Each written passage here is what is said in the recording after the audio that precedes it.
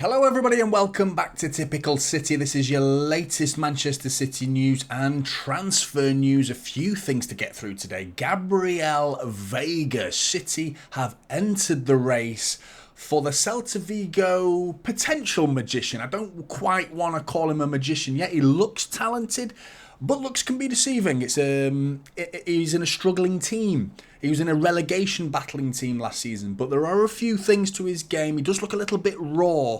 I'm not convinced he's quite up to our level yet. 21 years old, so plenty of the runway for him to take off is all ahead of him. So he's got plenty of potential, but 76% pass completion rate he had last season.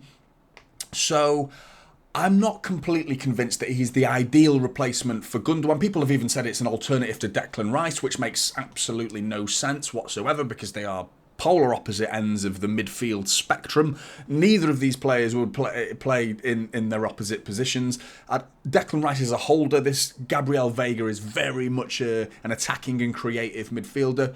Both-footed, looked talented, got a few goals, 40 appearances last season, 11 goals and 4 assists, 6 yellow cards. He presses extremely well. That's one thing that has stood out, and that's something that City, Cheeky, Pep, and they all look at that and how hard these players work. Do they cover the ground? Do they get stuck in? Yellow cards is an indication that he's not shy of a tackle. But overall quality, I think the 76% pass completion isn't good.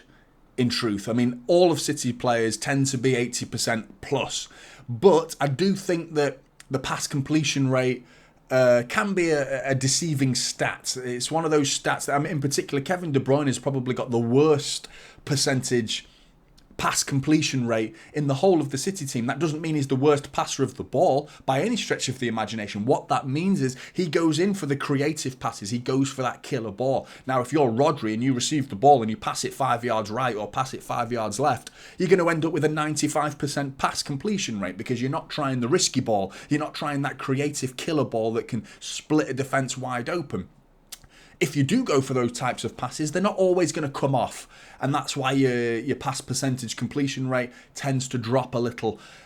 So that's a deceiving stat. I don't want to write him off entirely purely based on that stat. But there were other things in his game. One thing, he arrives late in the box, very Gundogan, Frank Lampard-esque, edge of the area, delays his run, and coming in blindside to defenders and getting himself on the end of a cross or two and getting himself a goal if he's positioned himself well enough. And I think he can do the role that we're hoping that he can become. We are going up against Liverpool and Chelsea as well. There's a £35 million buyout clause. So in comparison to the Declan Rice deal, it's, we're talking thirds of what we're saving, nearly 70 odd million on what we would have spent on Declan Rice. But I don't think they were in the same ballpark. There were very two different transfer dealings going on there. I don't think it's right. We've not got Declan Rice, so we'll go not Gvardiol, who I'm talking about in a minute, by the way. We'll go for Veiga instead. Then they're not the same player at all. They're far from it.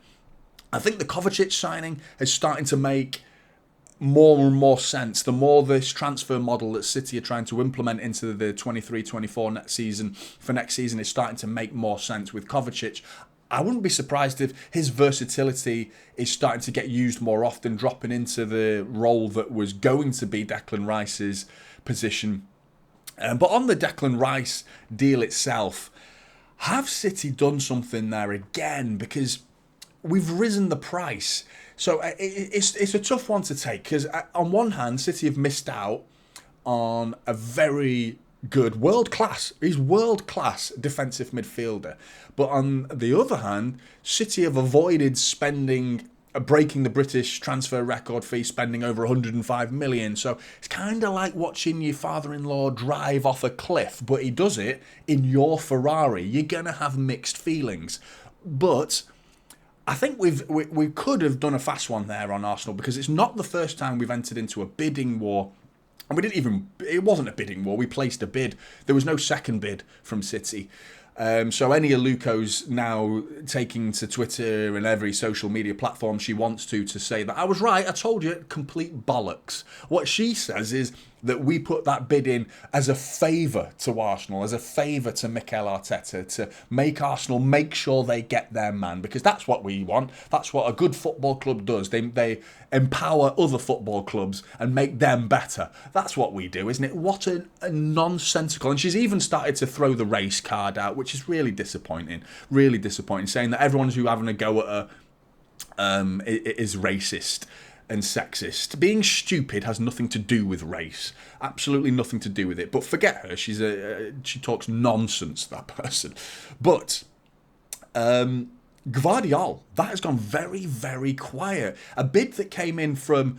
I wasn't convinced that the bid was actually true. I'm not convinced City have bid yet, because 4 days old the bid is, and we're yet to hear from RB Leipzig whether it's been rejected or accepted or not, whether things are being kept under wraps. But the rumours of the bids weren't from the most reputable sources. But if they are true that the bid has gone in, then where is the news? Because normally you think a day or two would go by and you'd see a reaction from the club and the player that you've bid for, and we haven't seen that yet.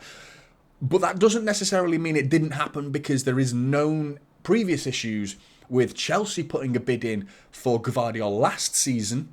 They met the price, and then Gvardiol went and spoke, and he's openly stated that he's fallen out almost in a disagreement with RB Leipzig owners, suggesting that he had a gentleman's agreement that he was going to stay for 1 more year, and then all of a sudden it was, actually, no, we're going to sell you. And then they didn't sell him in the end. So Gvardiol was up in the air, uncertain, and I think he's lost a little bit of love, probably not for the club, but certainly for the ownerships behind RB Leipzig, and that's caused confusion. So you're wondering what RB Leipzig owners are playing at here. You're wondering whether, if they're involved in the delay for any sort of reaction, are they going to try and squeeze every last penny out of City? And you know full well that we're prepared to walk away. But there aren't any other bidders going in at the minute. There is Liverpool potentially have been rumoured for a long time, but no formal bids have been reported. It's only really City that have been reported to have bid 78 million, with a £7 million add-on equating to 85 million in total for Gvardiol. It's totally worth it, by the way. And he's another player. He's the complete package. A 21-year-old that's 6'1". He can leap like a fish out of water. He's solid at the back. I do have one bad memory of him in the World Cup. That's it, of Messi skipping past him like he wasn't even there against Argentina. And I mean, if you're going to get judged on whether you can stop Messi or not, then every player in the world is crap, because Messi has done that to pretty much anyone he's gone up against. So there was a very harsh memory that I have of him, but everything else I've seen of him is absolutely sublime. He's got this vision of a pass. I even think he could step into the Rice role, the Rodri role, the holding midfielder role. I think he's got that in his locker as becoming the inverted fullback and the defensive midfielder, the holder alongside Rodri. And it could work as well, being on the left side and Rodri on the right side in those holding positions, and Kovacic. So we've now got numerous players that have plenty of versatility, players that can all go. We've got Stones who can drop into midfield and then go into centre-back. Gvardiol, if we sign him, going into midfield and pulling into left. He can play left-back as well. Stones can play right-back as well as centre-back for those two. Rodri can play centre-back. Kovacic can play in holding midfield, and he can also push forward into the Gundogan role. So we have got a midfield now that is going to be rotating. It's going to be a fluid system with plenty of versatility and plenty of movement going on around that midfield, covering each other. And I think that's what Pep's always focused on, is versatility. And Gvardiol is someone he's had his eye on for a very, very long time.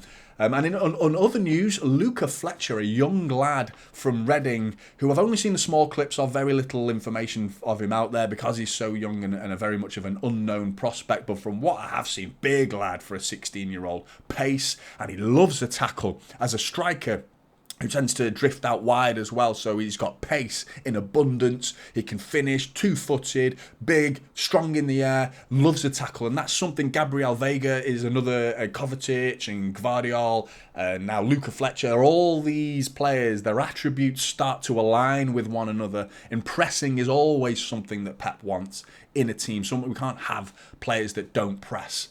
There's very few players that Pep will go for. I think Mahrez is probably one player that Pep will use in a certain way. No, and even he's got him to press. I mean, the Mahrez of Leicester versus the Mahrez of City. You never saw Mahrez closing down his fullback or centre back in a Leicester shirt, but you do see it in a City shirt, and that's because Pep demands that of every single player. But he is the one player that I think is probably not. That's not his strength: pressing and tackling and nicking the ball off the opposition. Whereas I think that's a vital attribute to most players that Pep goes for. But ultimately, Gabriel Veiga, I am not convinced, in truth. I don't think it is it's hard to judge because he was playing in such a tough league, in a relegation battling Celta Vigo. So it's hard to judge a player on that. He's got ability. There's definite potential there. Whether he can be up to the standards that we're trying to achieve is yet to be seen. I do think it's got potential. I think that's the best word to describe Gabriel Veiga. But let me know your thoughts, Blues. I'd like to hear them in the comments below. Like and subscribe. Typical City is the channel, and I will see you in the next one. This is Typical City now, holding up Silverwood.